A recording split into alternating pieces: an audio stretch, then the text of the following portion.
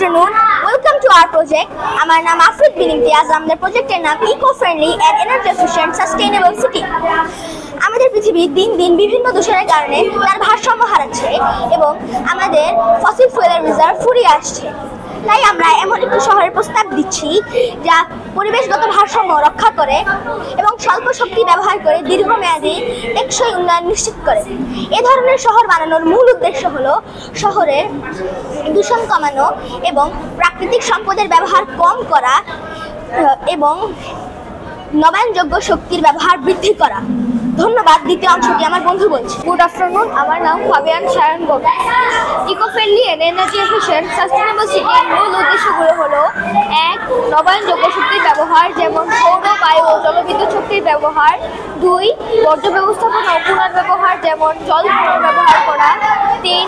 সবুজ স্থাপত্য ও নগর পরিকল্পনা, যেমন সবুজ ছাদ ও গাছপালা সংযোজন, এছাড়াও শহরের মধ্যে পার্ক ও খেলার মাঠ বৃদ্ধি। 4. টেকসই উন্নয়ন ব্যবস্থা, যেমন ইলেকট্রিক গাড়ি ও ট্রেন বৃদ্ধি করা। গুড ইভিনিং, আমার নাম রিদম দত্ত।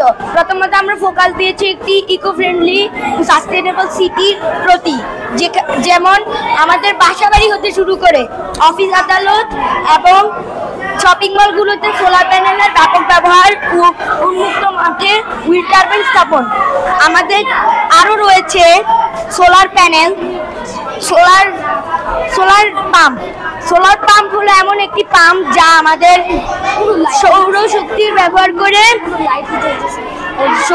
ব্যবহার করে মোটরকে বিদ্যুৎ দেয় এবং সেই বিদ্যুতে মোটর মাটির নিচ থেকে পানি নিয়ে ফার্মিং ও গ্রিন হাউস ফার্মিং এ পানি দেয়। আমরা আরও রেখেছি ফিশ ফার্মে আমরা আমাদের প্রয়োজনীয় চাষাবাদ করতে পারি।